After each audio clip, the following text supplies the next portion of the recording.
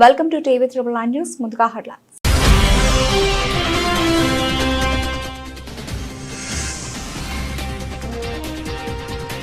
తొమ్మిది నెలల నిరీక్షణకు తెర, భూమిని చేరుకున్న సునీత.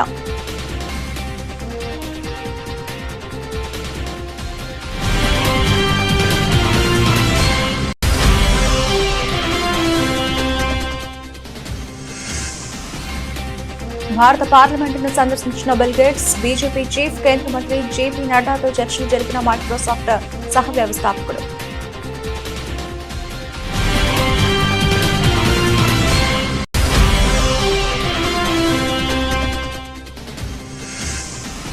సునీత విల్మోర్లను ప్రశంసిస్తూ ప్రధాని మోదీ ట్వీట్. వారి జీవితం ఎంతో మందికి స్ఫూర్తి అని కొనియాడిన ప్రధాని.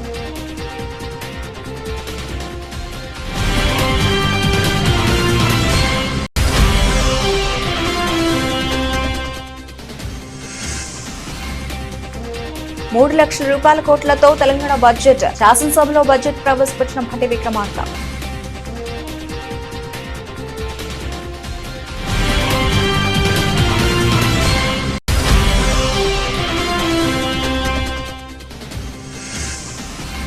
సునీత విలియమ్స్ కే ఏపీ అసెంబ్లీ అభినందనలు. అంతరిక్ష రంగంలో సునీత ప్రదర్శించిన ధైర్య సాహసాలు, పరిశోధనలపై ప్రశంసలు.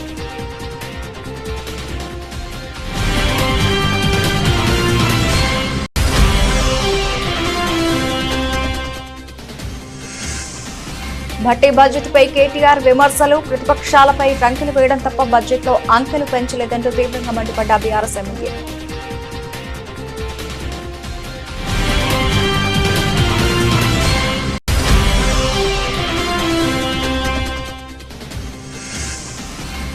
రాయలసీమ ఎత్తిపోతల పథకాన్ని వెంటనే పూర్తి చేయండి, ప్రభుత్వాన్ని డిమాండ్ చేసిన వైఎస్ఆర్సీపీ ప్రధాన కార్యదర్శి గడికోట శ్రీకాంత్ రెడ్డి.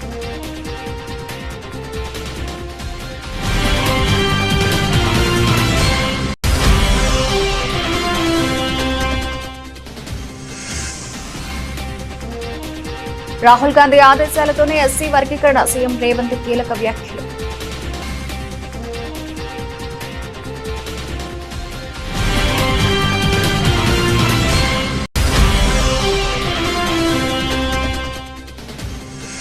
మెగాస్టార్ చిరంజీవికి యూకే పార్లమెంట్ లో గౌరవ సన్మానం. లైఫ్ టైం అచీవ్మెంట్ అవార్డు అందించనున్న బ్రిడ్జ్ ఇండియా సంస్థ.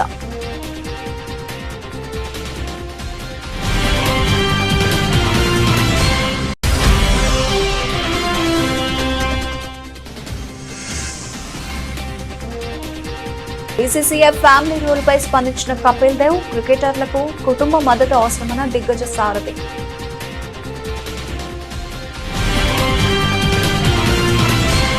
9 నెలల నిరీక్షణకు తెరపడింది. భారత సంతతి వ్యోమగామి సునీత విలియమ్స్ క్షేమంగా భూమిని చేరుకున్నారు.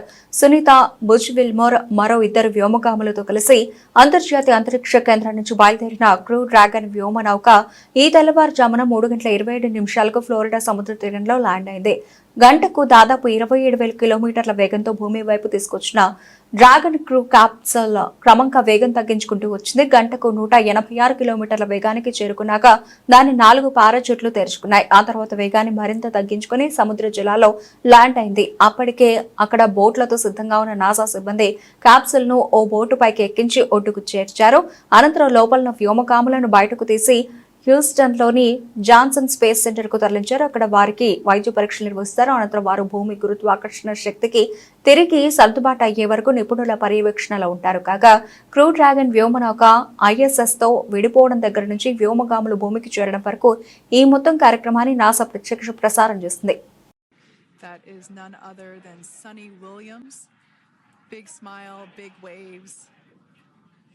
She, like her other crew members, now will be assisted onto the mobility aid.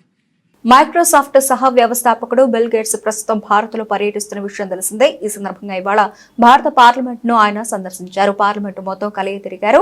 అక్కడ బీజేపీ చీఫ్ కేంద్ర మంత్రి జేపీ నడ్డాతో చర్చలు జరిపారు. ఇందుకు సంబంధించిన వీడియోలు ప్రస్తుతం వైరల్ అవుతున్నాయి. కాగా బిల్ గేట్స్ తన పర్యటనలో భాగంగా ఇప్పటికే కేంద్ర వ్యవసాయ శాఖ మంత్రి శివరాజ్ సింగ్ చౌహాన్ తో సమావేశమైన విషయం తెలిసిందే. వ్యవసాయం, గ్రామీణాభివృద్ధి సహా వివిధ సమస్యలపై చర్చించారు. భారతదేశంలో జరుగుతున్న వ్యవసాయ పరిశోధనలు అద్భుతమైనవి అని బిల్ గేట్స్ చెప్పారు. ఇది ప్రపంచంలోని ఇతర ప్రాంతాలకు కూడా ప్రయోజనం చేకూరుస్తుంది.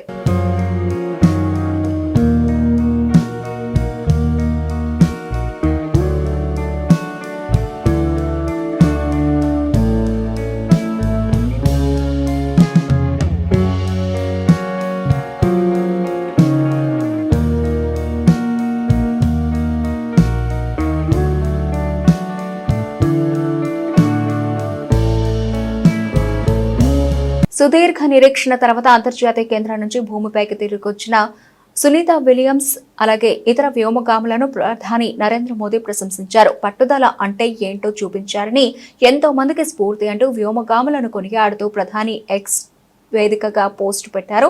తిరిగి స్వాగతం క్రూ9, మిమ్మల్ని భూమి చాలా మిస్ అయింది. సునీత విలియమ్స్ క్రూ9 వ్యోమగాములు మరోసారి పట్టుదల అంటే ఏంటో మనకు చూపించారు. విపత్కర పరిస్థితులను ఎదుర్కొని వారి అచంచలమైన సంకల్పం లక్షలాది మందికి ఎప్పటికీ స్ఫూర్తినిస్తుంది. అంతరిక్ష అన్వేషణ అంటే మానవ సామర్థ్యాన్ని మించి సరిహద్దుల్ని దాటుకుని వెళ్లడం, కలల్ని నిజం చేసుకునే ధైర్యాన్ని కలిగి ఉండడం. సునీత ఒక ఐకాన్. తన కెరీర్ అంతటా స్ఫూర్తిని ప్రదర్శించారు. వారిని సురక్షితంగా తిరిగి తీసుకురావడానికి అవిశ్రాంతంగా కృషి చేసిన వారందరినీ చూసి మేము చాలా గర్వపడుతున్నాం.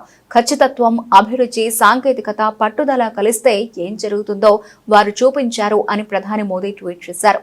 2025-26 ఆర్థిక సంవత్సరానికి గాను రాష్ట్ర వార్షిక బడ్జెట్ ను ఆర్థిక మంత్రి భట్టి విక్రమార్క తెలంగాణ శాసనసభలో ప్రవేశపెట్టారు. మూడోసారి బడ్జెట్ ను ప్రవేశపెడుతున్నారని భట్టి ఈ సందర్భంగా మంత్రి మాట్లాడుతూ ప్రజా ప్రయోజనాల ధ్యేయంగా పారదర్శకత, జవాబుదారీతనంతో ప్రభుత్వం ముందుకు సాగుతోందన్నారు. 2025-26 ఆర్థిక సంవత్సరానికి బడ్జెట్ ను ప్రవేశపెడుతున్నందుకు సంతోషంగా ఉందన్నారు. సంక్షేమం, అభివృద్ధిని సమపాళ్లలో రంగరించి జోడు గుర్రాల తరహాలో సుపరిపాలన రథాన్ని పరుగులు పెట్టించడంతో సఫలీకృతమయ్యామన్నారు. అలాగే అంబేద్కర్ సూచనలు అనుసరిస్తూ ప్రజాపాలన చేస్తున్నామన్నారు. అధికారాన్ని హోదాగా భావించకుండా ప్రజల జీవన స్థితిగతులను మెరుగుపరుస్తున్నామని తెలిపారు. వారి బోనస్ కింద 1,206 కోట్ల రూపాయలు చెల్లించామన్నారు. ధాన్యం కొనుగోళ్లకు 12,511 కోట్ల రూపాయలు చెల్లించినట్లు చెప్పారు. త్వరలో 14,236 అంగన్వాడీ పోస్టుల భర్తీ చేస్తామని ప్రకటించారు. హైదరాబాద్ ను విశ్వనగరంగా తీర్చిదిద్దుతామన్నారు. విద్యా వ్యవస్థను బలోపేతం చేస్తున్నామని చెప్పారు. విద్యార్థులకు నాణ్యమైన ఆహారం అందిస్తున్నామని తెలిపారు. విద్యారంగంలో ఎన్నో మార్పులు తీసుకొచ్చామని, విద్యా వ్యవస్థ బలోపేతానికి యంగ్ ఇండియా స్కిల్ వర్సిటీని తీసుకొస్తామన్నారు. 2024-25 ఆర్థిక సంవత్సరంలో ప్రస్తుత ధరల ప్రకారం రాష్ట్ర తలసరి ఆదాయం 3,79,751 రూపాయలు కాగా వృద్ధి రేటు 9.6%. దేశ తలసరి ఆదాయం 2,05,579 రూపాయలు కాగా వృద్ధి రేటు 8.8%. మేము ప్రవేశపెట్టిన అభయహస్తంలోని ప్రతి అంశం సామాన్య ప్రజల కష్టాలను దృష్టిలో పెట్టుకుని రూపుదిద్దుకున్నవే.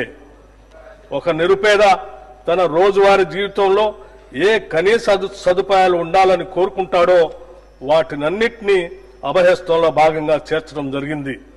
మహాలక్ష్మి, రైతు భరోసా, గృహజ్యోతి, ఇందిరమ్మ ఇళ్లు, చేయూత కింద పెన్షన్లు పంపిణీ వంటి పలు పథకాలను ప్రభుత్వం ఇప్పటికే సమర్థవంతంగా అమలు చేస్తుంది.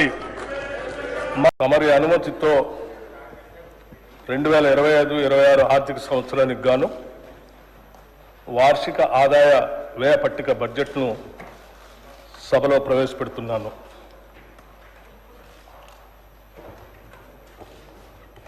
గౌరవ అధ్యక్ష, ప్రజా ప్రయోజనాలే ధ్యేయంగా పారదర్శకత మరియు జవాబుదారీతనంతో సాగుతున్న మా ప్రభుత్వం 2025-26 ఆర్థిక సంవత్సరానికి బడ్జెట్ ప్రవేశపెడుతున్నందుకు సంతోషంగా ఉంది.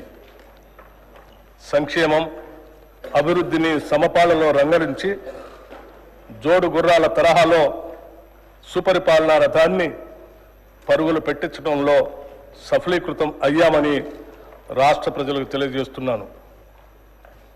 డాక్టర్ బాబాసాహెబ్ అంబేద్కర్ గారు భారతదేశాన్ని ఒక రాజకీయ, సామాజిక, ఆర్థిక న్యాయం అమలు చేసే పటిష్టమైన ప్రజాస్వామ్య దేశంగా చూడాలని అనుకున్నారు.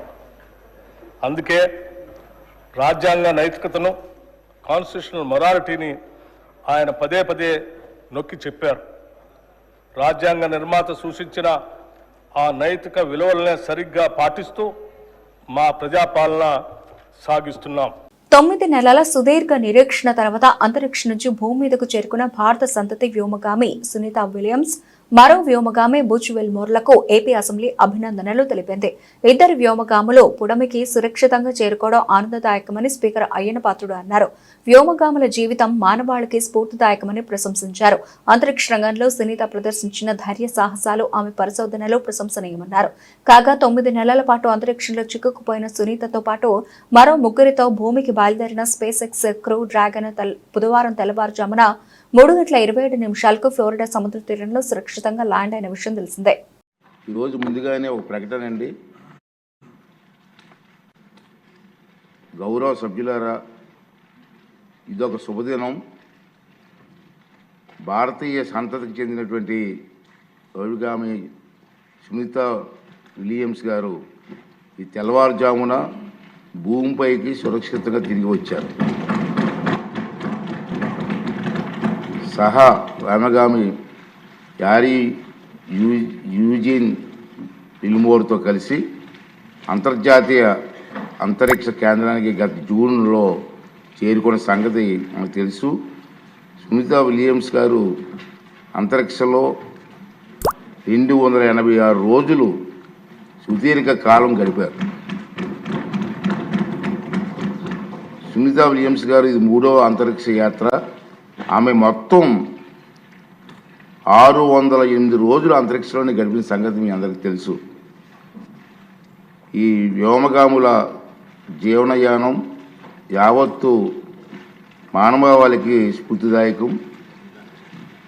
వారి శాస్త్రీయ పరిశోధన పట్ల వారికి ఉన్న ఆసక్తి, పట్టుదల, అత్యంత క్లిష్ట పరిస్థితుల్లో ప్రాణాలను సైతం పణంగా పెట్టేందుకు సిద్ధపడే ధైర్య సాహసాలు మానవాళి నిరంతర ప్రగతికి సోపానాలు అవుతాయని సునీత విలియమ్స్ గారు యారీ విలియమ్స్ గారు ఈ శుభ సందర్భమున నా తరపున ఈ సభ తరపున స్వాగతం, అభినందనలు, శుభాకాంక్షలు తెలియజేస్తున్నాను.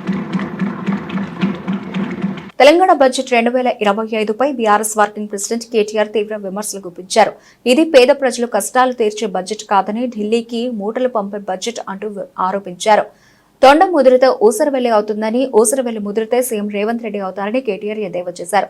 కాంగ్రెస్ సర్కారు అందమే చక్కగా లేదని, అందాల పోటీలు పెట్టేందుకు సిద్ధమవుతోందంటూ మండిపడ్డారు.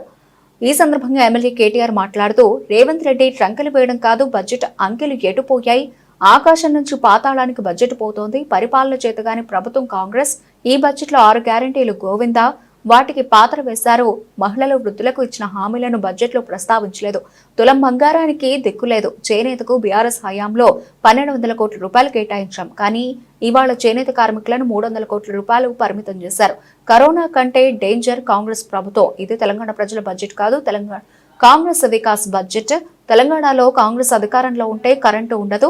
ప్రజల సొత్తును కాంగ్రెస్ కార్యకర్తలకు పంచితే ఊరుకోం. వారికి 6000 కోట్ల రూపాయలు పప్పు బెల్లం మాదిరి పంచి పెడుతున్నారు. తెలంగాణలో పంటలు ఎండుతుంటే హైదరాబాద్ లో అందాల పోటీలు అవసరమా అని ప్రశ్నించారు. 2025-26 సంవత్సరానికి సంబంధించిన రాష్ట్ర బడ్జెట్ ను ప్రభుత్వం ప్రవేశపెట్టిందని చెప్పి ఈ రోజు రాష్ట్రంలోని పేదలు, రాష్ట్రంలోని రైతులు, రాష్ట్ర వ్యాప్తంగా ఉండే మా ఆడబిడ్డలు అందరూ కూడా ఎదురు చూస్తా ఉన్నారు. కానీ ఒక మాటలో చెప్పాలి అంటే ఈరోజు రాష్ట్ర బడ్జెట్ బట్టి విక్రమార్క గారి సుదీర్ఘ ఉపన్యాసం, గంటన్నర ఉపన్యాసం తర్వాత మాకు అర్థమైంది ఏంటి అంటే 6 గ్యారంటీలు గోవిందా గోవిందా అని అర్థమైంది. 6 గ్యారంటీలు మర్చిపోయినారు, తిలోదకాలు ఇచ్చినారు.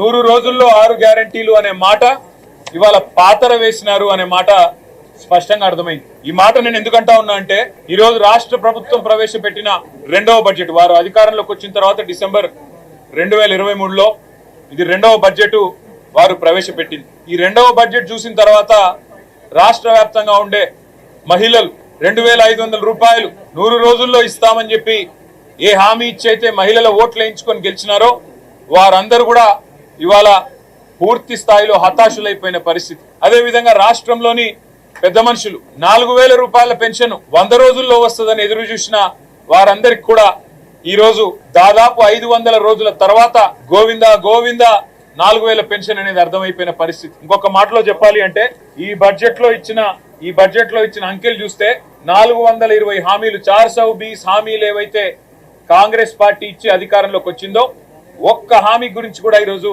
ప్రస్తావించలేదు. 6 గ్యారంటీలు 100 రోజులు అని సొల్లు పురాణం చెప్పి అఫిడవిట్లు రాసి ఇదే బట్టి విక్రమార్క గారు అఫిడవిట్ ను తీసుకుపోయి దేవుని ముంగట పెట్టి ఆ అఫిడవిట్ మాకు భగవద్గీతతో సమానం అని బిల్డప్లు ఇచ్చి ఓట్లు వేయించుకొని అబద్ధాలతో ఏదైతే గెలిచొచ్చినారో ఇవాళ దానికి పాతర వేసినారు. 40% సమయం ఈ బడ్జెట్తో ఒడిసిపోయింది. 40% ఎందుకంటున్నా అంటే ఏ ప్రభుత్వానికైనా 5 సంవత్సరాల పదవీ కాలం ఉంటుంది, 5 బడ్జెట్లు ప్రవేశపెట్టే అవకాశం ఉంటుంది. కాకపోతే ఆఖరి బడ్జెట్ ఎన్నికల సంవత్సరం బడ్జెట్ కాబట్టి పూర్తిగా అమలు కాదు. మరి ఈ ప్రభుత్వం 2 బడ్జెట్లు అయిపోయినాయి అంటే దాదాపు 40-50% వీళ్ళ ఎజెండా నెరవేర్చడానికి కావలసిన ఆర్థిక సంపత్తి ఏదైతే ఉంటుందో ఈ బడ్జెట్ ద్వారా వారు చెప్పేది మరి పూర్తి చేసేది ఉండే. కానీ ఒక్కటంటే ఒక్క హామీ, తులం బంగారం దిక్కులేదు, నెలకు 2500 మహాలక్ష్మి దిక్కులేదు, అదేవిధంగా నెలకు 4000 రూపాయలు ఇస్తానన్న మాటకు ఇవాళ పాత్ర వేసినారు.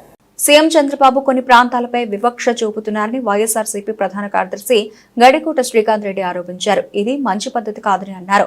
రాయలసీమ ఎత్తిపోతల పథకం రాయలసీమ ప్రాంత ప్రజల ఆత్మగౌరవం, దాన్ని వెంటనే పూర్తి చేయాలని డిమాండ్ చేశారు.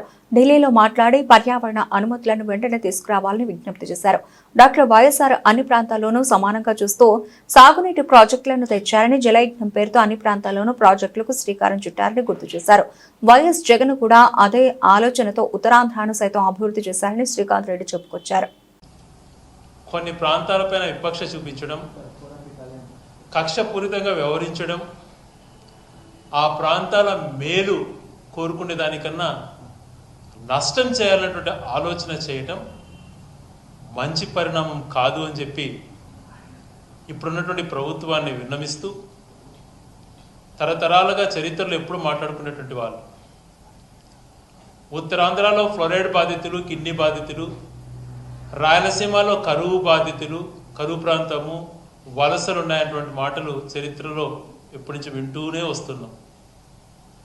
దానికి ఫుల్ స్టాప్ పెట్టాలనే ఉద్దేశంతోనే గౌరవనీయులు డాక్టర్ వైఎస్ రాజశేఖర రెడ్డి గారు జలయజ్ఞం తలపెట్టి ఈరోజు ఉత్తరాంధ్రలో ప్రాజెక్టులు అయితేనేమి, పోలవరం ప్రాజెక్టు అయితేనేమి, అనేకమైన ప్రాజెక్టులు రాయలసీమలో అయితేనేమి, అనేకమైన ప్రాజెక్టులు పల్నాడు ప్రాంతాలలో అయితేనేమి ఆయన హయాంలో దాదాపుగా కొలిక్కొచ్చాయి.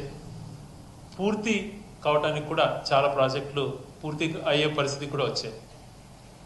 అందులో రాష్ట్రానికి తలమానికమైనటువంటి పోలవరం ప్రాజెక్టు తీసుకోండి, కుడి ఎడమ కాలువలు అయితేనేమి, మొత్తం అనుమతులు అయితేనేమి తీసుకురావడం అయితేనేమి, ఉత్తరాంధ్రలో అనేకమైన ప్రాజెక్టులు, మహేంద్ర తనియా లాంటి ప్రాజెక్టులు, ఎన్నో ప్రాజెక్టులను వంశధార కంప్లీట్ స్టేజ్కి తీసుకురావడం అయితేనేమి, అనేక ప్రాజెక్టులు నిర్మించడం అయితేనేమి, అలాగే కృష్ణా జిల్లాలో స్థిరీకరణ కోసం ఆ రోజు పోలవరాన్ని రైట్ కెనాల్ను దాదాపుగా పూర్తి స్థాయికి తీసుకురావడం అయితేనేమి, రాయలసీమలో కరువు ప్రాంతమైనటువంటి దాదాపుగా ఎడారిగా మారుతున్నటువంటి ప్రాంతాలను ఈరోజు పరిశ్రమల పరంగా లేకపోతే హార్టికల్చర్ పరంగా ఎంతో ముందుకు తీసుకొచ్చినటువంటి ప్రదేశాలు అయితేనేమి, హెచ్ఎన్ఎస్ఎస్, జిఎన్ఎస్ఎస్ లాంటి ప్రాజెక్టులు దాదాపుగా 5 సంవత్సరాల్లోనే పూర్తి స్థాయికి తీసుకొచ్చినటువంటి ఘనత డాక్టర్ వైఎస్ రాజశేఖర రెడ్డి గారికి నిజంగా దక్కుతుంది. అన్ని ప్రాంతాలను సమానంగా చూస్తూ అప్పుడు ఉమ్మడి రాష్ట్రంగా ఉన్నా కూడా తెలంగాణ ప్రాంతాన్ని కూడా అనేక రకాలుగా దేవాదుల ప్రాజెక్ట్ అయితేనేమి, నెట్టెంపాడు, భీమా, కోయల్ సాగర్, ఆ రోజు ప్రారంభించినటువంటి ప్రాణహిత చేవల లాంటి ప్రాజెక్టులు ఆ ప్రాంతాలకైతేనేమి, అన్ని ప్రాంతాలను సమానంగా చూసి అన్ని ప్రాంతాల్లో ప్రాజెక్టులు నీరు అంటుండేది చాలా ముఖ్యం, కరువును ప్రాదోలాలనే ఉద్దేశంతో ఆ రోజు సంకల్పించాడు. ఏఐసీసీ అగ్రనేత రాహుల్ గాంధీ ఆదేశాలతోనే తెలంగాణలో ఎస్సీ వర్గీకరణ చేశామని రాష్ట్ర ముఖ్యమంత్రి రేవంత్ రెడ్డి పేర్కొన్నారు. వర్గీకరణ మాదిగల న్యాయమైన హక్కు అని తెలిపారు. మంత్రి ఉత్తమ్ కుమార్ రెడ్డి నేతృత్వంలో వర్గీకరణ కోసం అధ్యయనం చేశామని అన్నారు. ఇవాళ ఎస్సీ సంఘాల ప్రతినిధులతో ముఖ్యమంత్రి రేవంత్ రెడ్డి సమావేశం అయ్యారు. ఈ సందర్భంగా సీఎం రేవంత్ రెడ్డి మాట్లాడారు. ఎస్సీ వర్గీకరణ చేసినందుకు కాంగ్రెస్ రాహుల్ గాంధీలను మాదిగలు అభినందించాలని చెప్పారు.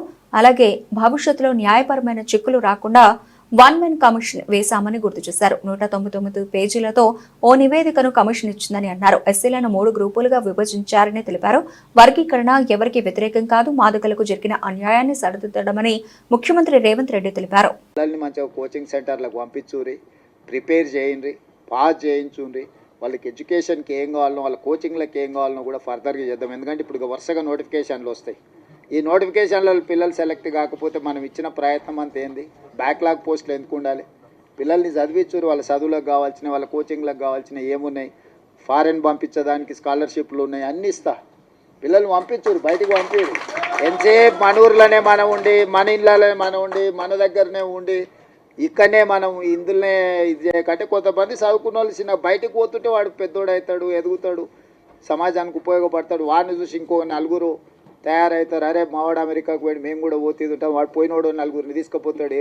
ఒకరు పోయినరా అనుకో, నలుగురు తనకు తెలిసిన వాళ్ళే తీసుకుపోతాడు కదా. అట్లనే మన దాంట్లో కూడా ఎవరైనా పోయేది ఉంటే కొంచెం భుజం దట్టూరి చేయరి, ఏ పని ఉన్నా వచ్చి టాలీవుడ్ మెగాస్టార్ చిరంజీవికి బ్రిటన్ పార్లమెంట్ లో గౌరవ సత్కారం జరగనుంది. 4.5 దశాబ్దాలుగా సినిమాల ద్వారా కళారంగానికి, సమాజానికి చేసిన సేవలకు గాను బ్రిటన్ కు చెందిన అధికార labour party MP Navendu Mishra చిరంజీవిని ఇతర ఎంపీల సమక్షంలో మార్చి 19న సన్మానించనున్నారు.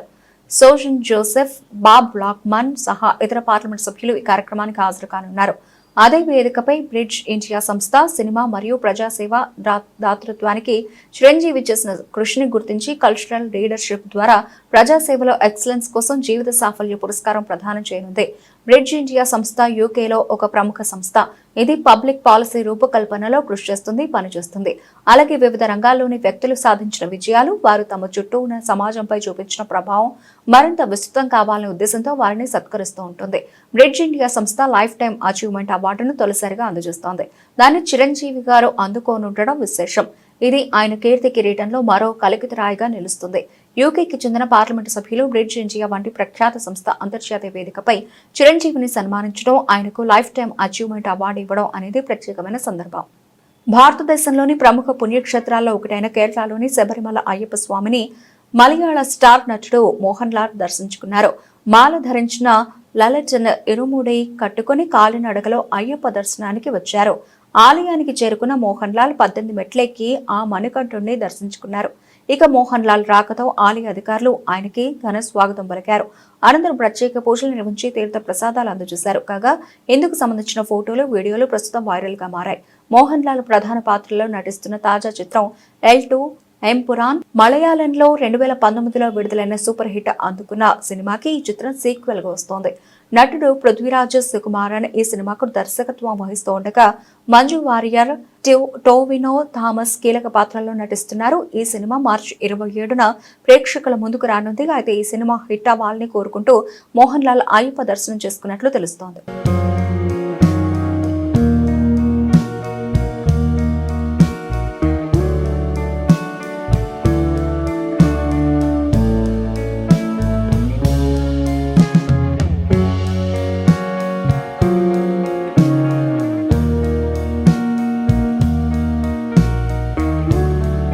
విదేశీ పర్యటనల నిమిత్తం వెళ్లే భారత క్రికెటర్ల కుటుంబాల విషయంలో పరిమితులు 45 రోజుల టూర్కు 2 వారాలు, చిన్న టూర్లో అయితే 1 వారం విధించడాన్ని తప్పుబట్టిన స్టార్ బ్యాటర్ విరాట్ కోహ్లీకి దిగ్గజ సారథి కపిల్ దేవ్ మద్దతుగా నిలిచారు. ఢిల్లీలో ఓ కార్యక్రమంలో పాల్గొన్న కపిల్ మాట్లాడుతూ, అది బోర్డు నిర్ణయం, దాని గురించి నాకు తెలియదు.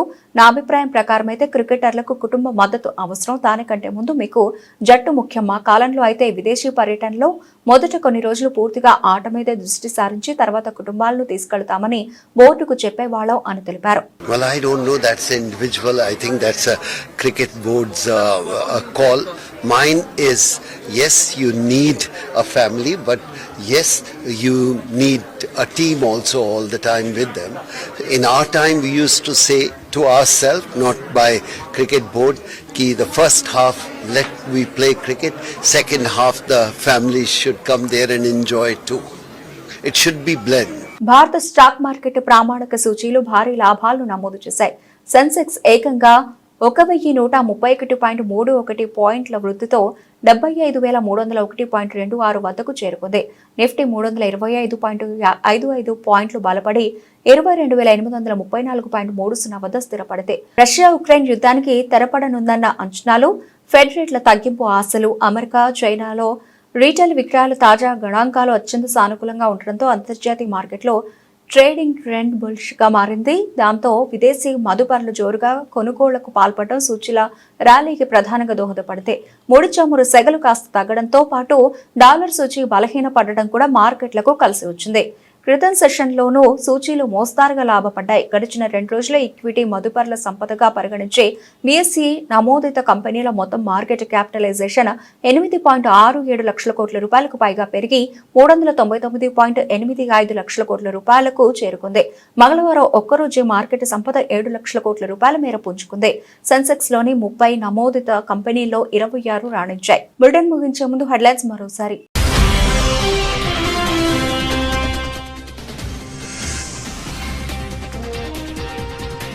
9 నెలల నిరీక్షణకు తెర, భూమిని చేరుకున్న సునీత.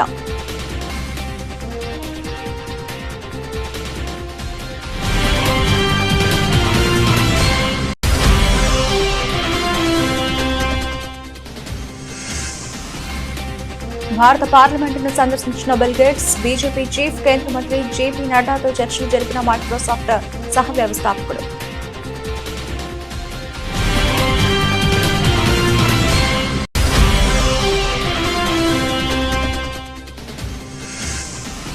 సునీత భుజ్బల్-మోర్లను ప్రశంసిస్తూ ప్రధాని మోదీ ట్వీట్, వారి జీవితం ఎంతో మందికి స్ఫూర్తి అని కొనియాడిన ప్రధాని.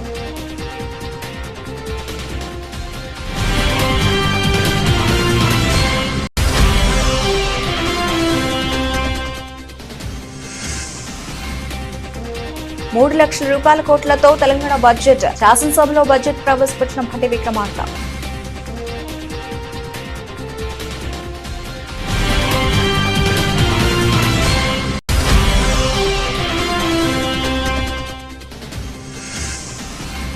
సునీత విలియమ్స్ కే ఏపీ అసెంబ్లీ అభినందనలు. అంతరిక్ష రంగంలో సునీత ప్రదర్శించిన ధైర్య సాహసాలు, పరిశోధనలపై ప్రశంసలు.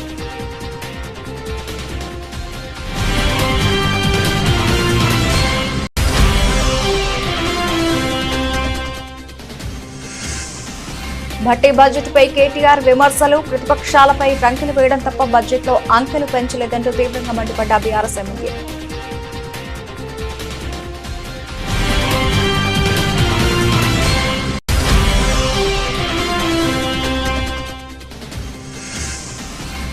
రాయలసీమ ఎత్తిపోతల పథకాన్ని వెంటనే పూర్తి చేయండి, ప్రభుత్వాన్ని డిమాండ్ చేసిన వైఎస్ఆర్సీపీ ప్రధాన కార్యదర్శి గడికోట శ్రీకాంత్ రెడ్డి.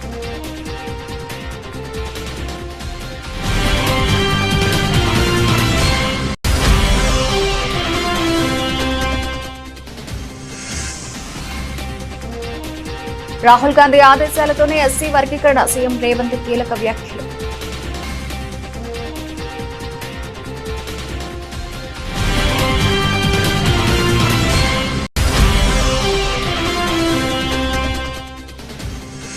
మెగాస్టార్ చిరంజీవికి యూకే పార్లమెంట్ లో గౌరవ సన్మానం, లైఫ్ టైం అచీవ్మెంట్ అవార్డు అందించనున్న బ్రిడ్జ్ ఇండియా సంస్థ.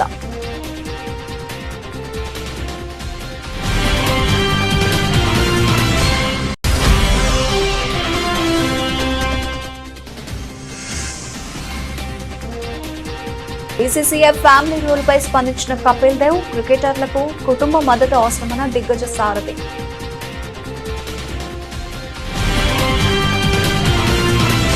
ఇవి ఇప్పుడు వరకు అప్డేట్స్. మరిన్ని అప్డేట్స్ తో మళ్ళీ కలుద్దాం. అంతవరకు సెలవు, నమస్తే.